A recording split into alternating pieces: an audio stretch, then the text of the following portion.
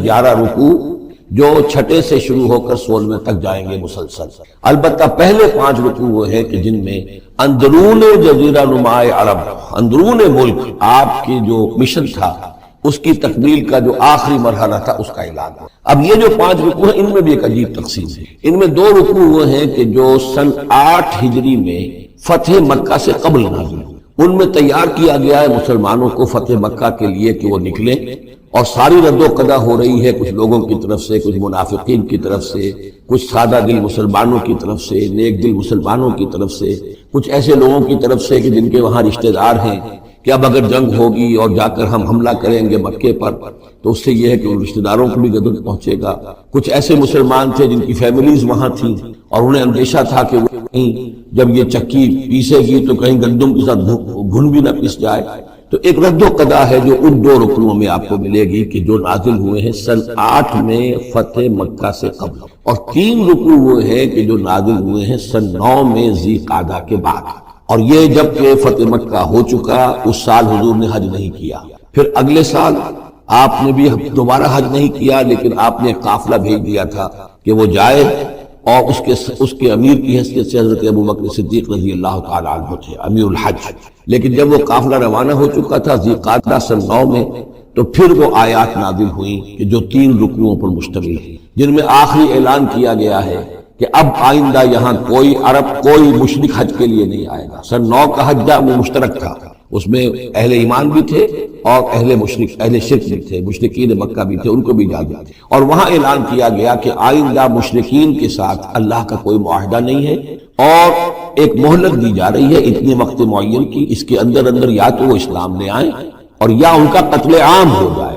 یہ سخت ترین آیات ہے قرآن مجید کی کہ جو اس حصے میں نازل ہوئی، لیکن اس کا فلسفہ سمجھ لیجیے، یہ قائم مقام ہے اس عذاب استیصال کے جو عذاب قوم نوح پر آیا، قوم ہود پر آیا، قوم صالح پر آیا، قوم شعیب پر آیا، سدوم اور عمورہ کی بستیوں پر آیا، آل فرعون پر آیا، وہ اب مشرکین عرب پر اس لیے آنا ضروری تھا کہ ان کی طرف حضور بھیجے گئے، انہی کی زبان میں کتاب اتار دی گئی، ان پہ اتمام حجت ہو گیا، حق بڑھن ہو گیا۔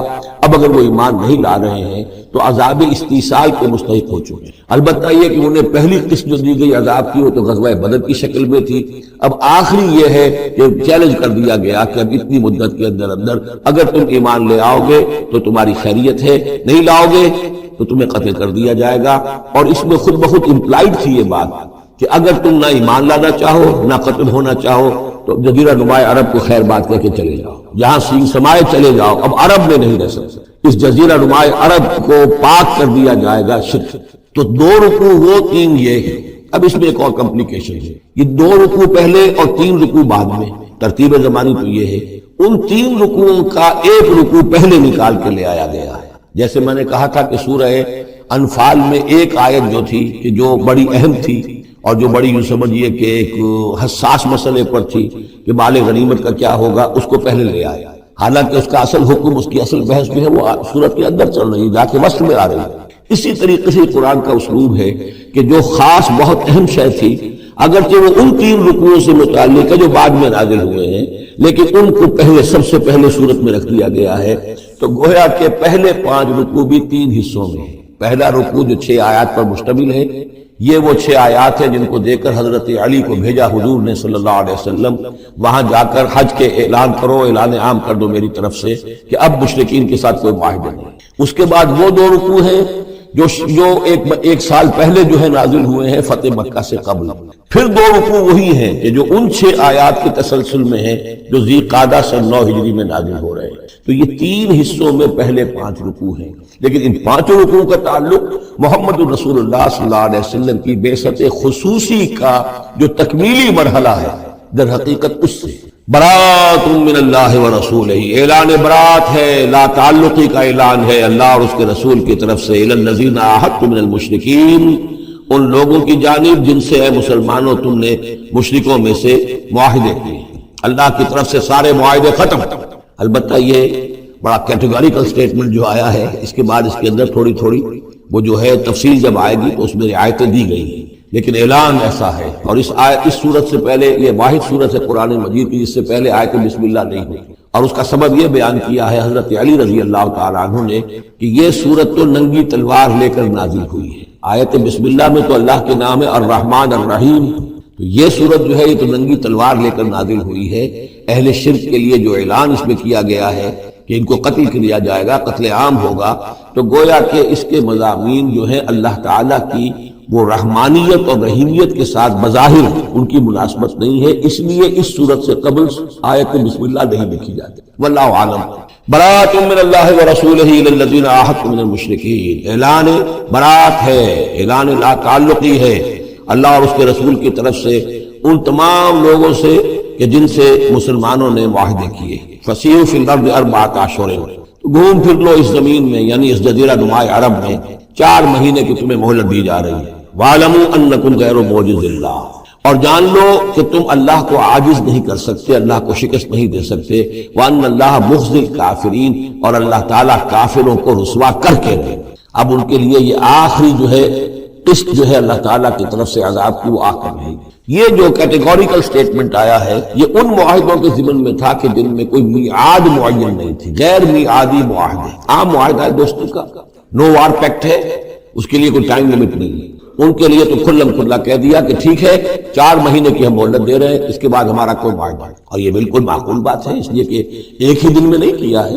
وہ بات بھی ہو گئی کہ معاہدہ پہلے جو ہے ان کی طرف پھینک دیا گیا، فَامْضُوا عَلَيْهِمْ عَلَىٰ سَوَاءٍ، اعلان کیا جا رہا ہے، اور پھر ایک دن میں اقدام بھی نہیں ہو رہا، 4 مہینے دیے جا رہے ہیں۔ تو یہ ہے معاملہ ان کا جو معاہدے غیر میعادی تھے جن میں کوئی مدت معین نہیں تھی۔ وَأَذَانٌ مِّنَ اللَّهِ وَرَسُولِهِ إِلَى النَّاسِ يَوْمَ الْحَجِّ الْأَكْبَرِ، اور اعلان عام ہے اللہ اور اس کے رسول کی طرف سے لوگوں کی جانب حج اکبر کے دن، یوم الحج الاکبر، بڑے حج کے دن۔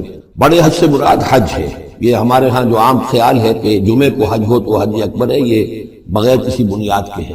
اصل میں عمرہ جو ہے وہ حج اصغر ہے، اور جو حج ہے وہ حج اکبر۔ عمرہ بھی ایک چھوٹا حج ہے، تو وہاں اکبر اور اصغر اس اعتبار سے ہوتے ہیں۔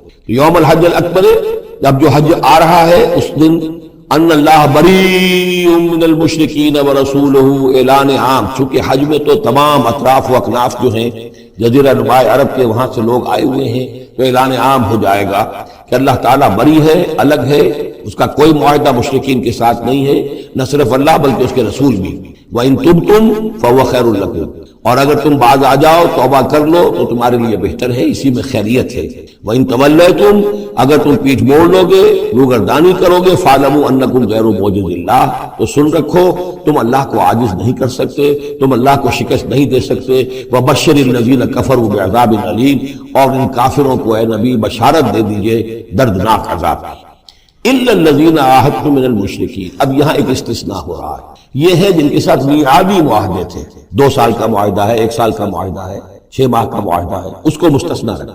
غیر میعادی معاہدہ تھا، یہ اعلان کر دیا اور 4 مہینے کی مہلت دے دی۔ جو میعادی تھا اس کو فرمایا إِلَّا الَّذِينَ عَاهَدتُّم مِّنَ الْمُشْرِكِينَ، ہاں اس کے سوا وہ لوگ ہوں گے کہ جن سے تم نے مسلمانوں مشرکین میں سے جن سے معاہدے کیے، ثُمَّ لَمْ يَنْقُصُوكُمْ شَيْئًا، پھر انہوں نے کوئی کمی نہیں کی، کوئی شے جو ہے جو بھی شرائط تھی اس میں سے کسی میں کوئی کمی نہیں کی، وہ اپنے معاہدے کی شرائط کی پابندی کرتے رہے۔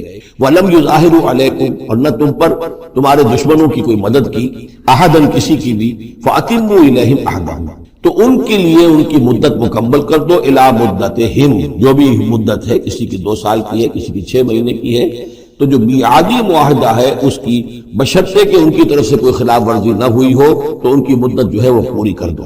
ان اللہ یحب المتقین، یقینا اللہ تعالیٰ تقوی والوں کو پسند کرتا ہے۔ فَإِذَا انْسَلَخَ الْأَشْهُرُ الْحُرُمُ، جب یہ مہینے جو رعایت کے مہینے ہیں، پناہ کے مہینے ہیں، یعنی 2 شکلیں ہو گئی، جیسے عورت کی جو عدت ہوتی ہے، فرض کیجئے کہ طلاق دی گئی تو ایک عدت تو یہ ہے کہ 3 ماہ جو ہے یا 3 حیض آ گئے، لیکن اگر وہ اگر حاملہ ہے تو وضع حمل تک وہ عدت رہے گی۔ اسی طریقے سے جن لوگوں کا کوئی میعاد مقرر نہیں تھی ان کے لیے 4 مہینے مقرر کر کے اور ان کے معاہدوں کا اعلان کر دیا۔ جن کی میعاد مقرر تھی کہا کہ جیسے ہی میعاد ختم ہوگی پھر معاہدہ نہیں ہوگا، اب یہ رینیو نہیں ہوگا، لیکن یہ کہ اس مدت کی تکمیل کر دی جائے۔ فَإِذَا انْسَلَخَ الْأَشْهُرُ الْحُرُمُ، اور جب یہ محترم مہینے سمجھ لیجیے، اس لیے کہ اب یہ ان کے لیے جو امان کے مہینے ہیں جو تمہیں دے دیے گئے ہیں، جب یہ ختم ہو جائیں گے، فَاقْتُلُوا الْمُشْرِكِينَ حَيْثُ وَجَدتُّمُوهُمْ، تو قتل کرو ان مشرکوں کو جہاں پاؤ۔ یہ سخت ترین الفاظ ہیں۔ وَخُذُوهُمْ، پکڑو ان کو، وَاحْصُرُوهُمْ، گھیراؤ کرو ان کا، وَقْعُدُوا لَهُمْ كُلَّ مَرْصَدٍ، اور ہر جگہ گھات لگا کر بیٹھو ان کو پکڑنے کے لیے۔ یہ آخری ہے جو گویا کہ ان کی رسوائی۔ اب ظاہر بات ہے یہ آیات پڑھ کر سنائی گئی، مشرکین موجود تھے، اس سے بڑی رسوائی اور کیا ہو؟ کس انداز میں اب انہیں چیلنج کیا جا رہا ہے، یہ رسوائی۔ واللہ مخزی الکافرین، اللہ ان کافروں کو رسوا کر کے۔ حضرت علی کو بھیجا گیا اس لیے کہ قافلہ روانہ ہو چکا تھا۔ پھر یہ آیتیں اتنی ہیں 6، تو ان آیتوں کو دیکھ کر حضور نے بھیجا کہ علی جاؤ اور میرے نمائندے کی حیثیت سے حج کے اجتماع میں تم اعلان کرو، اس لیے کہ عرب کا رواج یہ تھا کہ کسی بڑی شخصیت کی طرف سے اتنا بڑا اعلان وہ کوئی اس کا قریبی عزیز کر سکتا۔ تو وہ قافلہ حج جو ہے کہیں پڑاؤ پر تھا، درمیان میں حضرت علی پہنچے، امیر تھے حضرت ابوبکر رضی اللہ تعالی عنہ۔ تو جب حضرت علی وہاں پہنچے ہیں تو پہلا سوال کیا حضرت ابوبکر نے، امیر او مامور، آپ امیر بنا کر بھیجے گئے یا مامور؟ اگر تو مجھے معذور کر کے آپ کو امیر بنا کر بھیجا ہے حضور نے تو آپ یہاں بیٹھیے، میں ادھر بیٹھوں گا، لیکن اٹ مسٹ بی نون ہو از ہو، اور اگر آپ مامور ہیں میں ہی امیر ہوں تو بھی ٹھیک ہے، لیکن معلوم ہونا چاہیے۔ یہ نظم کا معاملہ ہے دین کی، جماعتی زندگی، اور مسلمانوں کا حال یہ ہو گیا کہ سب سے زیادہ غیر منظم قوم دنیا میں مسلمان۔ یہاں یہ کہ آتے ہی پہلی بات یہ ہو رہی ہے امیروں اور ماموروں، بات طے ہو جانی چاہیے۔ آپ امیر ہو کر آئے ہیں تو میں چارج دیتا ہوں، اور مامور ہے تو مجھے معلوم ہونا چاہیے۔ ان کا مامور ہوں، میں مامور ہی بنا کے بھیجا گیا ہوں، امیر الحج آپ ہی ہیں۔ البتہ ان آیات کا اعلان میں کروں گا حضور کی طرف سے حج کے اجتماع میں، اس میں یہ اعلان ہو رہا ہے فَإِذَا انْسَلَخَ الْأَشْهُرُ الْحُرُمُ فَاقْتُلُوا الْمُشْرِكِينَ حَيْثُ وَجَدتُّمُوهُمْ وَخُذُوهُمْ وَاحْصُرُوهُمْ وَاقْعُدُوا لَهُمْ كُلَّ مَرْصَدٍ فَإِنْ تَابُوا وَأَقَامُوا الصَّلَاةَ وَآتَوُا الزَّكَاةَ، پھر اگر وہ توبہ کریں، نماز قائم کریں، زکوٰۃ ادا کریں، فَخَلُّوا سَبِيلَهُمْ، تو ان کا راستہ چھوڑ دو، خود مسلمان ہو گئے۔ اللہ غفور الرحیم، یقیناً اللہ غفور الرحیم ہے۔ وَإِنْ أَحَدٌ مِّنَ الْمُشْرِكِينَ اسْتَجَارَكَ، اور اگر مشرکین میں سے کوئی شخص آپ سے پناہ طلب کرے، حتیٰ یسمع کلام اللہ، اتنا بڑا ہمیں الٹیمیٹم دے دیا گیا ہے، بہت سے لوگ ہوں گے ابھی تک انہوں نے توجہ کی ہی نہیں، سوچا ہی نہیں محمد کیا کہہ رہے ہیں، کیا دعوت ہے۔ اب یہ کہ تمام جزیرہ نماء عرب کے لوگوں کو اتنا بڑا الٹیمیٹم آ گیا ہے تو وہ سنجیدگی سے سوچنے پہ مجبور ہوئے کہ یہ کیا بات ہے، کیا دعوت ہے جس کے لیے ہمیں یہ الٹیمیٹم دے دیا گیا۔ تو اگر ان میں سے کوئی آپ سے امن مانگے، امان مانگے، پناہ طلب کرے تاکہ وہ آپ کے پاس آ کر اللہ کا کلام سنے، حتیٰ یسمع کلام اللہ، یہ آیت میں نے کوٹ کی تھی تعارف قرآن میں کہ قرآن اللہ کا کلام ہے، وہ اس حوالے سے حتیٰ یسمع کلام اللہ، یہاں تک کہ وہ آپ کے پاس آئیں، اللہ کا کلام سنیں، ثم ابلغ مامنا، پھر انہیں ان کی امن کی جگہ پر پہنچا جائے۔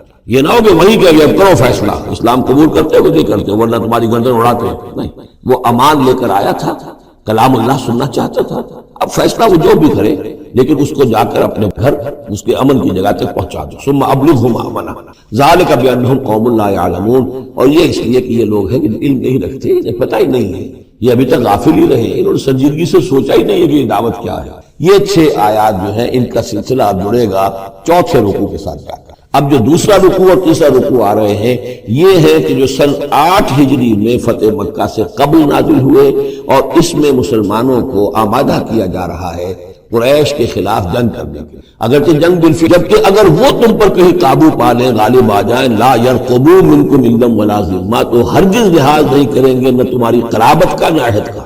ان کے ہاں تو نہ قرابت کے کوئی معنی ہے نہ معاہدے کے کوئی معنی ہے، معاہدہ جب بھی چاہا توڑ دیا، قرابت داری کے خلاف کیا۔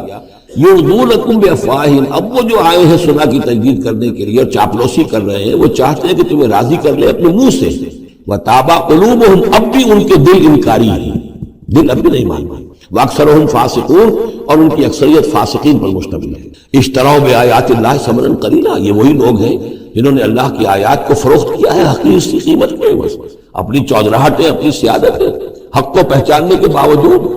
محمد رسول اللہ 13 برس تک ان کے ہاں 12 برس تک دعوت دیتے رہے، انہوں نے قرآن مجید کو رد کیا، فصدوا عن سبیلہ، لوگوں کو روکتے رہے، خود بھی رکے رہے اللہ کے راستے سے۔ انہم ساء ما كانوا يعملون، بہت ہی برا ہے ان کا عمل جو رہا ہے۔ لا يرقبون فی مومن الا ولا ذمہ، دوبارہ یہ کسی مومن کے حق میں نہ قرابت کا کوئی لحاظ کرتے ہیں نہ کسی عہد اور معاہدے کا کرتے ہیں۔ وَأُولَٰئِكَ هُمُ الْمُعْتَدُونَ، اور حقیقت میں یہی لوگ ہیں جو حد سے زیادہ تجاوز کرنے والے ہیں۔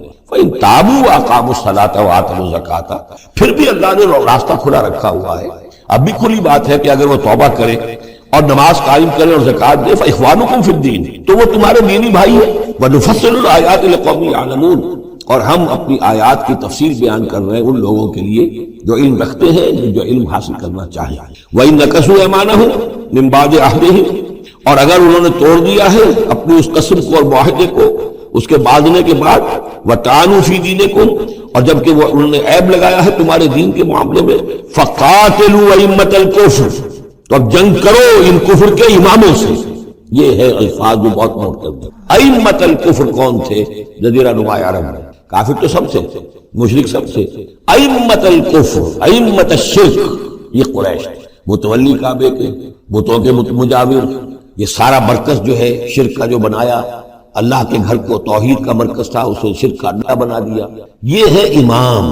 جب تک ان کو شکست نہ دی جائے تو ظاہر بات ہے کہ جزیرہ نما عرب پر دین کے غلبے کا تصور نہیں ہے۔ چاہے وہاں کوئی فارمل حکومت نہیں تھی، کوئی سلطنت نہیں تھی، کوئی ریاست نہیں تھی، کوئی جو ہے فارمل دارالخلافہ نہیں تھا، لیکن معنوی اعتبار سے یہ ام القریٰ، یہ مرکزی بستی ہے، یہ ہے اس پورے جزیرہ کو اللہ تعالیٰ عذاب دے گا انہیں تمہارے ہاتھوں، وَيُخْزِهِمْ، اور ان کو رسوا کرے گا، وَيَنْصُرْكُمْ عَلَيْهِمْ، اور تمہاری مدد کرے گا ان کے خلاف، وَيَشْفِ صُدُورَ قَوْمٍ مُؤْمِنِينَ، اور اہل ایمان کے سینوں کو کی جلن کو دور کر دے گا، ٹھنڈک عطا فرمائے گا۔ یعنی اب بھی مکے میں ایسے لوگ تھے کہ جن پر ٹارچر ہو رہا تھا، وہ جو ضعیف تھے، جو نہیں کر سکتے تھے، سفر نہیں کر سکتے تھے، یا خواتین تھی، تو ان کے اوپر جو بھی ظلم ہو رہے تھے، تو جب ان لوگوں کی اب درگت بنے گی تو ان کے بھی دلوں کو کچھ ٹھنڈک نہ ملے گی، اور ان کو بھی کچھ نہ کچھ ان کے احساسات جو ہیں اس کے اندر کچھ سکون ہوگا۔ وَيُذْهِبْ غَيْظَ قُلُوبِهِمْ، ان کے دلوں میں جو غصہ بھرا ہوا، غم بھرا ہوا، اللہ تعالیٰ اسے نکالے گا۔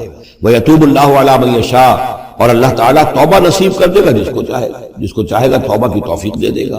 واللہ علیم الحکیم، اور اللہ تعالیٰ علیم اور حکیم ہے۔ اب تیسری مرتبہ وہ آیت آ گئی ہے قرآن میں، ام حسبتم ان تترکوا، ام حسبتم ان تدخلوا الجنة ولما یأتکم مثل الذین خلوا من قبلکم مستهم البأساء والضراء وزلزلوا حتى يقول الرسول والذین معه متى نصر اللہ الا ان نصر اللہ قریب۔ اسی طرح پھر یہ آیت ہے 214 سورہ بقرہ کی، 142 سورہ آل عمران کی، ام حسبتم ان تدخلوا الجنہ، اب یہ تیسری مرتبہ ام حسبتم ان تترکوا، اب یہ آیت نمبر 16 ہے، 1 اور 6 کو بھی جمع کریں گے تو 7 بنے گا۔ ام حسبتم ان تترکوا، تم چھوڑ دیے جاؤ گے، ولما یعلم اللہ الذین جاہدوا منکم، ابھی تو اللہ نے دیکھا ہی نہیں کون ہے تم میں سے حقیقت میں جہاد کرنے والے۔ دوسری قوموں کے خلاف جہاد کرنا اور تھا، اب اپنی قوم کے خلاف جہاد کرنے کے لیے جانا، ظاہر بات ہے کہ اس کے اندر ایک اور اضافی امتحان ہے جو اللہ تمہارا لے لینا چاہتا۔ وَلَمْ يَتَّخِذُوا مِن دُونِ اللَّهِ وَلَا رَسُولِهِ وَلَا الْمُؤْمِنِينَ وَلِيًّا، اور دیکھ لینا چاہتا ہے اللہ کہ کون ہے وہ لوگ کہ جو اللہ کے سوا اور اس کے رسول کے سوا اور اہل ایمان کے سوا کسی کے ساتھ دلی تعلق، دلی محبت اور دلی رازداری کا کوئی تعلق نہیں رکھتے۔ یہ رشتے جب تک کٹیں گے نہیں ایمان کی تلوار سے، اس وقت تک تمہارا خلوص جو ہے اللہ کے ساتھ اور دین کے ساتھ وہ کیسے ثابت ہوگا۔ واللہ خبیر بما تعملون، اور جو کچھ تم کر رہے ہو اللہ اسے باخبر۔ ما کان للمشرکین ان یعمروا مساجد اللہ، ان مشرکوں کا تو یہ حق نہیں ہے کہ وہ آباد کریں اللہ کے گھروں کو، یہ مسجد ہے، اللہ کا گھر ہے، یہ بیت اللہ ہے، یہ مشرکین اس کے متولی بنے بیٹھے، ان کا کوئی حق نہیں ہے، یہ توحید کا مرکز ہے بیت اللہ۔ ما کان للمشرکین، نہیں ان کا یہ حق ان یعمروا مساجد اللہ، یہ متولی بنے بیٹھے ہوئے اس کے، شاہدین علی انفسہم بالکفر، اپنے اوپر کفر کی گواہی دیتے ہوئے، یعنی اعلانیہ کافر ہیں، مشرک ہیں، اور پھر اس بیت اللہ کے متولی بنے ہوئے۔ اولئک حبطت اعمالهم، ان کے سارے اعمال حبط ہو گئے، یعنی حاجیوں کی خدمت کر دی، پانی پلا دیا، یہ کر دیا، وہ کر دیا، ان کی کوئی حیثیت اللہ کی نگاہ میں نہیں ہے۔ ان کے جو شرک ہے اور کفر ہے اس نے ان کے تمام اعمال حبط کر دیے۔ وفی النار ہم خالدون، اور آگ ہی میں وہ رہیں گے ہمیشہ ہمیشہ۔ انما یعمر مساجد اللہ من آمن باللہ والیوم الآخر، مسجدیں اللہ کی مسجدوں کو آباد کرنا تو ان کا حق ہے جو ایمان لائے اللہ پر اور یوم آخر پر، واقام الصلاۃ، اور نماز قائم کریں، وآت الزکوٰۃ، اور زکوٰۃ ادا کریں، ولم یخش الا اللہ، اور نہ ڈرے کسی سے سوائے اللہ۔ فعسیٰ اولئک ان یکونوا من المہتدین، تو ایسے لوگ ہیں کہ جو جن کے بارے میں توقع ہے کہ وہ راہ یاب ہوں گے اور منزل مراد تک پہنچ جائیں گے۔ اجعلتم سقایۃ الحاج وعمارۃ المسجد الحرام کمن آمن باللہ والیوم الآخر، کیا تم نے حاجیوں کو پانی پلانا اور مسجد حرام کو آباد رکھنا اس کو برابر کر دیا ہے اس کے کہ جو شخص ایمان لایا اللہ پر اور یوم آخر پر، وجاہد فی سبیل اللہ، اللہ کی راہ میں جہاد کرے۔ یہ مشرکین مکہ، مشرکین قریش جو کیا کرتے ہیں، ان کا یہی کریڈٹ ان کا کیا ہے کہ جو ہے بیت اللہ کو آباد رکھا ہوا ہے، حاجی آ رہے ہیں تو ان کی خدمت کر رہے ہیں، انہیں دودھ پانی پلا رہے ہیں، تو بس یہ تو کیا یہ چیزیں برابر ہو گئی ان کے کہ جو ایمان لائے اللہ پر اور یوم آخر پر، اور جنہوں نے جہاد کیا اللہ کی راہ میں؟ لا یستوون عند اللہ، یہ دونوں برابر نہیں اللہ کے نزدیک۔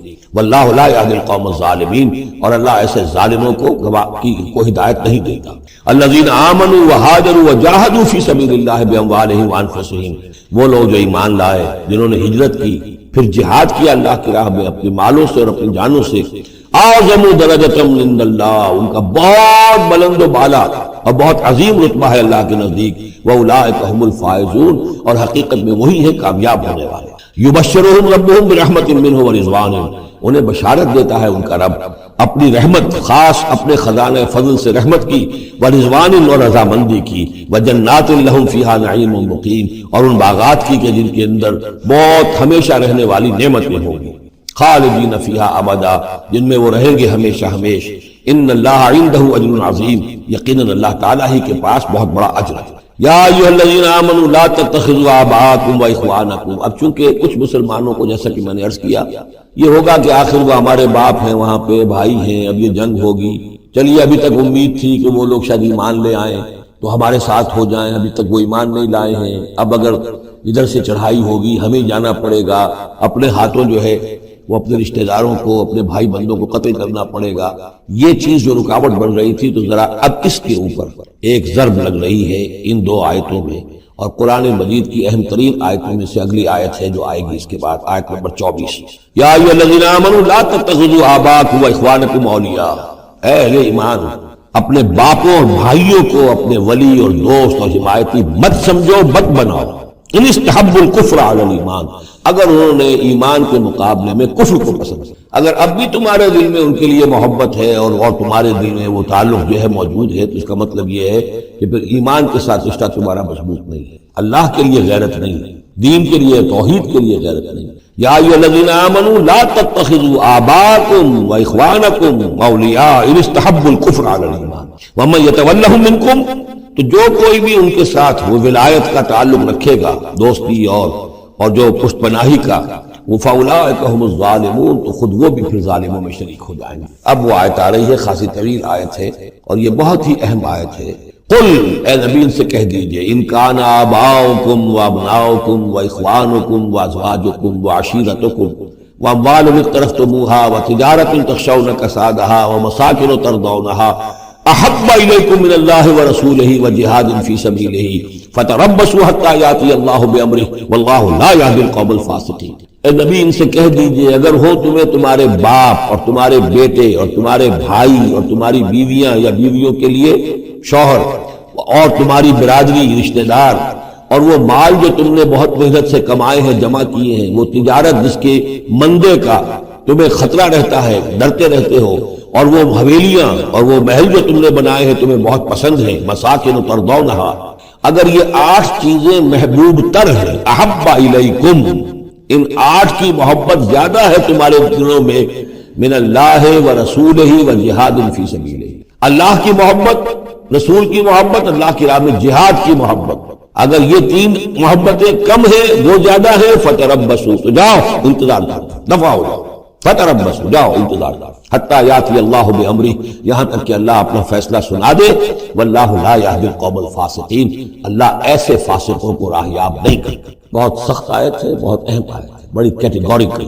ہر شخص اپنے باطن میں ایک ترازو نصب کرے، اپنے باطن میں، کسی اور کو نہ ناپیے تولیے، یہ اپنے آپ کو تولیے۔ بل الانسان علی نفسہ بصیرہ، انسان اپنے آپ سے خوب واقف۔ ایک میں ڈالیے پلڑے کے اندر یہ 8 محبتیں، باپوں کی محبت، بیٹوں کی، بھائیوں کی، بیویوں کی، یا شوہروں کی، اسپاؤسز کی، یا اس کے بعد رشتہ داروں، اور 3 شکلیں ہیں مال کی، وہ مال جو جمع کیا ہے، اور وہ تجارت جو بڑی محنت سے جمائی ہے، اس کا مندے کا اندیشہ رہتا ہے، اور وہ گھر بنائے ہیں، محل بنائے ہیں، کوٹھیاں بنائی ہیں، ولاز بنائے ہیں، بڑے ان کو سجایا ہے، ڈیکوریٹ کیا ہے۔ اگر ان 8 چیزوں کی محبت تمہارے دل میں زیادہ ہے، اللہ کی محبت، اس کے رسول کی محبت، اللہ کی راہ میں جہاد کی محبت، ایسا ہے جو جنت والوں کا ٹرانزٹ ہے، وہ ویٹنگ روم ہے، جب وہاں پہنچتا ہے تو کہتے ہیں جی پلیز ویزا دکھائیں، ویزا۔ یہ وہ کیا ہوتا ہے کہ وہ محمد الرسول اللہ ہے۔ کہ یہ پاسپورٹ ہے تو ویزا تو میرے کو ہے کوئی. بچو اس شرمندگی سے، بچو اس شرمندگی سے، بچو اس شرمندگی سے. جب علیین کا دروازہ بند ہو جائے، پاسپورٹ کے ذریعے سے آپ انٹری کر گئے آخرت کے ملک میں، لیکن جب ویزا نہیں ہے تو اللہ کی قسم بڑا دکھ دیکھنا پڑے گا، بڑا دکھ دیکھنا پڑے گا. مرنے سے پہلے ویزا لگوا لو، مرنے سے پہلے ویزا لگوا لو، مرنے سے پہلے ویزا لگوا لو. کائنات میں اللہ کے بعد اگر کسی کا احسان ہے، سب سے بڑا احسان تو اللہ کا مجھے گندے پانی سے انسان بنایا. نہیں بناتا تو میں کیا تھا. هل اتى على الانسان حين من الدهر لم يكن شيئا مذكورا. میرے بندے آج تو اکڑتا بھی ہے اور کیا کچھ کرتا ہے، تمہیں یاد نہیں جب تو تھا ہی کچھ نہیں، تھا ہی کچھ نہیں. اور میں کیا اور ہم کیا، میں اللہ کے نبی پہ قربان جاؤں.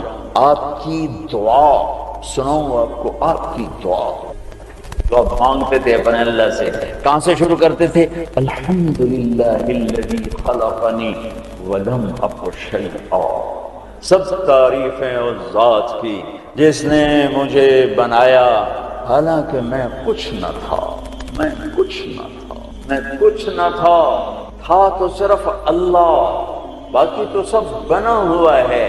نہ بناتا تو کون پوچھتا. هو الاول، اللہ اپنا تعارف کراتا ہے. سبح للہ ما فی السماوات والارض وهو العزیز الحکیم. کل کائنات، فیصلہ آباد والے نہ کرو یاد مجھے، جاؤ جو کرنا ہے. کل کائنات تیرے رب کی تسبیح پڑھتی ہے. کیوں؟ وهو العزیز الحکیم، وہ عزت و حکمت والا. کیوں تسبیح پڑھتی ہے؟ لہو ملک السماوات والارض، زمین آسمان کا بادشاہ. کیوں تسبیح پڑھتی ہے؟ یحیی و یمیت، زندگی موت کا مالک. وہو علی کل شیء قدیر، ہر چیز پر قادر. کیسا ہے؟ کیسا ہے؟ هو الاول والآخر والظاہر والباطن وهو بكل شیء علیم. وہ اول، اس کو کسی نے پیدا نہیں کیا. وہ آخر، وہ سب کو مار کے پھر کھڑا ہوگا، موجود ہوگا، تنہا ہوگا، کوئی اس کا سنگ شریک ساتھی نہیں، نہ زمین میں نہ آسمان میں. وَهُوَ الَّذِي فِي السَّمَاءِ إِلَٰهٌ وَفِي الْأَرْضِ إِلَٰهٌ. آسمانوں میں اکیلا، زمین پہ اکیلا، کائنات میں ایک ہی تو واحد اور احد ہے. نہ مثل ہے، نہ مثال ہے، نہ شبیہ ہے، نہ بدل ہے، نہ بدیل ہے، نہ نظیر ہے، نہ کوئی ٹکر کا ہے، نہ کوئی مقابلے کا ہے، نہ کوئی سامنے کا ہے. اوپر بھی تنہا، دائیں بھی تنہا، بائیں بھی تنہا، آگے بھی پیچھے بھی، شرق بھی غرب بھی، شمال میں جنوب میں، ہواؤں میں خلاؤں میں، فضاؤں میں، پانیوں میں، خشکیوں میں، خشکی میں، تری میں، صحراؤں میں، دریاؤں میں، پہاڑوں میں، جنگلوں میں، ویرانوں میں، شہروں میں، انسانوں میں، جنات میں، آسمانوں میں، نورانیوں میں، نوریوں میں، ناریوں میں، خاکیوں میں، ہر جلوہ ہے. وہ کیسا ہے؟ لا الہ الا ہو، کوئی اس کے سوا معبود نہیں. وہ کیسا ہے؟ احد، کوئی اس کا مثل نہیں. وہ کیسا ہے؟ الصمد، وہ بے نیاز ہے. وہ کیسا ہے؟ لم یلد، کسی کا باپ نہیں. وہ کیسا ہے؟ ولم یولد، کسی کا بیٹا نہیں. وہ